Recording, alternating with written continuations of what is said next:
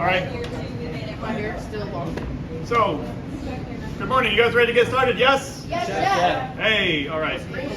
So today we're going to be working on getting through to explain to you guys what we were chatting about in the classroom about starchy versus waxy potatoes. And then of course we have your wonderful projects to get into coming up. All your produce just walked in the door in the last couple hours. So we have lots of stuff to do and we have all week to do it. Question? Can we recap what potatoes did? Of course. Yesterday we talked a little bit about starchy versus waxy potatoes, and I've got most of the information from yesterday on the board behind me. All right. Waxy potatoes, right, named after their waxy exteriors, are high in moisture and low in starch. We use them for really creamy type projects. When you think roasted potatoes with crispy outsides and creamy centers, waxy potatoes is what we're going to be shopping for. All right. Versus,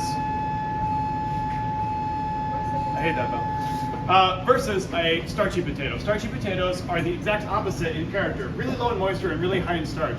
When we're looking for crunchy potato chips, where we're looking for French fries, we're looking for things like that, we reach for a starchy potato, okay? Now, before you guys came in today, I boiled a couple different varietals so we could see the difference in texture and shape as they look just cooked with a wet cooking method. And then we're actually going to use a dry heat cooking method, frying, to illustrate the starchiness quality, right? So you guys can see some waxy potatoes go limp as they come out of the fryer, and some starchy potatoes stay crunchy, all right? So we'll have a little bit of that. I have some 350 degree oil right here that we'll be interacting with in just a second, all right? So the very first thing we're gonna do is just basically get these started. Cleaned out the old fry punch coming up from our station. If anyone's ever seen one of these, or God forbid had to use one every day at work, like I did a couple summers ago. All right, fry punches are a really simple way to get house-made French fries done.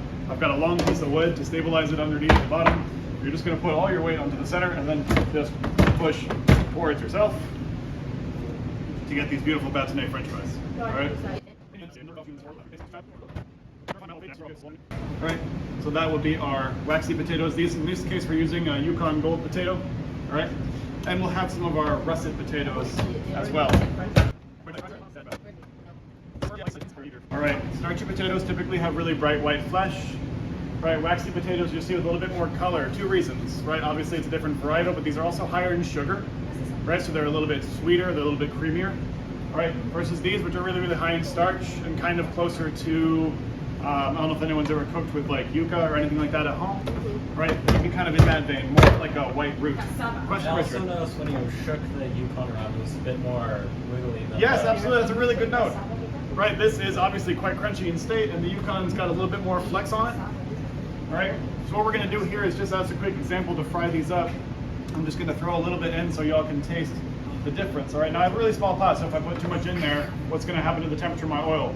It's gonna drop. Right, I got room temperature French fries and I got hot oil. You add a cold thing to a hot thing, same way when you put ice into a glass of water, right? It's going to bring the temperature down. All right. So with small batch frying, we need to be very ginger with our fry oil, right? Because it's going to bubble up just like it does in a fryer, but we don't have quite the space and facility for that to happen. So I'm just going to slowly introduce some of my fries for a quick boil and just keep a really nice eye on the amount of foam building in this. If you guys are going to be frying at home, do it under a hood vent, because this oil right here will get into every nook and cranny of your house, and your house will smell like cooking French fries for the next week and a half. All right, so right under your hoods. Keep that foam, I don't know if everybody can see that, about an inch away from the top of your pan. If that starts going up and over, especially if you're on a gas range, it's a major fire hazard, all right? So there's a vapor coming off this pot. What is my vapor? H2O. It's water, right? We're removing the water from the French fry. Now, I called this a dry heat cooking method earlier. Why did I call it a dry heat cooking method? Because it's not making contact with water. It's not making any contact with water. It's making contact with oil, right? We're not infusing liquid, right? We're removing it, We need a windshield. right? But the oil isn't actually like... The oil cannot get inside the Yeah. product, right? Because it makes it It's layered. so hot, right? It's essentially making a steam jacket around the outside. As the steam leaves my French fries, it makes like a little envelope. So just the steam leaves and touches behind this beautiful crispy potato. Yeah. Now my foam is starting to settle, my water is starting to vaporize, and my fries are starting to brown. Okay, so with these starchy potatoes, what we should see is a nice, really golden brown finish. If you're working at a restaurant, frying potatoes outright from raw to cooked is not really a great way to cook them. What you'll actually do typically at this restaurant is cook these just until the vapor goes away, about 2 to 3 minutes. Then you'll pull them, get them onto sheet pans, and leave them that way.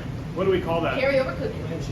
Blanching. Oh. Very good, Isaiah. Blanching is when we briefly cook something to be cooked again, right? Essentially stopping the cooking process in its tracks as we get into the frying pan. Now that these are dried off, when we cook them again, we'll have a nice crispy outside and a fluffy middle. All right? By cooking them all the way from scratch, the reason we don't do it in restaurants is because it takes time, right? I'm sitting here talking away, right? You don't want your French fries taking 5-8 minutes, right? You want a 2-minute drop and fry, right? So to get these crispy, because they're not quite there yet, you guys can see the edges are starting to brown, right? They've lost a little bit of their luster, but they're starting to cook up nicely. All right? If you're already making like fried chicken and things like that, you can use a wider pan to put your pieces of chicken in there, right? When you're doing like fried vegetables, potato chips, things like that at home, I would suggest a high-sided pan. But if you're gonna do some fried chicken legs, things like that, use a couple inches of oil in a big old cast iron. Cast iron keeps the heat really well too, so that if you put cold chicken in there, it doesn't get down cold too much and take too much time to recover. Right, that'll work out a lot nicer if you're doing something that's a little bit bigger. All right, the bubbles are gonna start to settle down. We're looking for dime-sized bubbles to know that our vegetables are done. Those dime-sized bubbles are just gonna indicate that the very last, I've got no more steam coming out of my pot. Right now, all the water is gone from my potatoes, and now I'm frying them in oil. Right, the steam jacket has gone away, and now they have direct contact with the grease, and they're going to start to get color. Right, same way as when we put hot grease in a pan and put a chicken down, it starts to caramelize once the water is gone. Same thing's happening in here. All right. As those get to about a dime size, we'll set them aside onto a sheet pan. So to our Yukon Golds, we're going to wind up with a little bit of a different product. All right. So same thing, I'm going to use the vessel that I started with. In this case, we're using what's called a spider. Right, used to be back in the day, they were made with less wire, they look like spider webs. This is the same thing, just a square. All right, a couple of these in. Now these are waxy potatoes, which means they're very high in what? Moisture. Very high in moisture. So we should see a lot more what coming off of our pan? Steam. While we're waiting for this to come around, I'm going to start in with the wet method potatoes. Okay. We started just with some lightly salted water, some very simple potatoes, just because I wanted you to taste the potato itself. All right. Here we have some russet potatoes.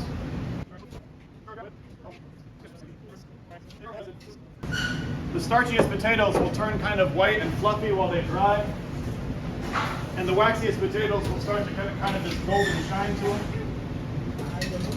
I also got some very special potatoes for you guys today. I brought some fingerlings of the mixed varietal, so we can taste a little bit of the difference there. Thank you, Jordan. All right. Sarah, will you flush some tasting spoons? Thank you. Right. So to these, without butter, without cream, we're just going to see the mashed fluff of the potato itself, just so you guys can get an idea of what the different potatoes taste like in the center. I know you guys have had potatoes before, right? You're human beings. I eat potatoes. God knows, right? But today what I'm going to have you guys do is just taste a literal boiled, unseasoned potato so you guys can identify the difference. Because I know I asked everybody yesterday when you were building your projects. I asked everybody when you were building your projects yesterday to select a potato based on starch. But we're also not going to forget the difference in flavor. It's going to be pretty dramatic. We have different big flavors. So typically, waxy potatoes are higher in sugar. Yeah. So they are sweeter, they are a little bit creamier in texture because that moisture is there, right? And if we mash them up, you guys are going to see one is a little bit already more like mashed potato. That's our waxy potatoes, our Yukon Golds, Yeah. right? And you'll see the starchy potatoes are sort of white, fluffy, and well, starchy. Yes. All right? So these are our russets and these are our Yukon Golds. I also got together some very special ingredients today. I just wanted to bring you guys in some treat of the season. Isaiah, fall away, please, big guy. These are special. We got some baby red bliss potatoes, seasonal this time of year, right here at the end of the summer. I got some Peruvian purple potatoes, basically in the vein of like a sweet potato with a little bit of like a waxy note. And we got some Russian banana golds or banana yellows, right? Really, really nice. So I'm gonna hack up some of these so you guys can see them, but also just have a note of how cool they look. Right here, that's a Russian Peruvian purple potato. It is quite literally purplish blue. So after we've been frying these potatoes for, how long have we been frying these Yukon Gold potatoes? 6 minutes. 10, 12 minutes? It's been a little bit, the whole time we've been tasting, right? Good 7 So let's have a minutes. look at them and how they're doing. So sad. Everybody get in close and have a look. From the back, y'all, come on. They look so They're sad. so sad. Wow. That looks like the lunch fries. They're just limp and sad. All right. You know what that is? So what's happening here is that our Unfortunate. sugars are caramelized, right? What are you doing? This is probably for the same amount of time. So sad. Right, those are so hot. Why are you Right, touching them? putting back into my oil now. My oil cooled down a little bit. So I'm gonna fry those nice and crispy and we'll have some tasty French fries. But just to illustrate how the cook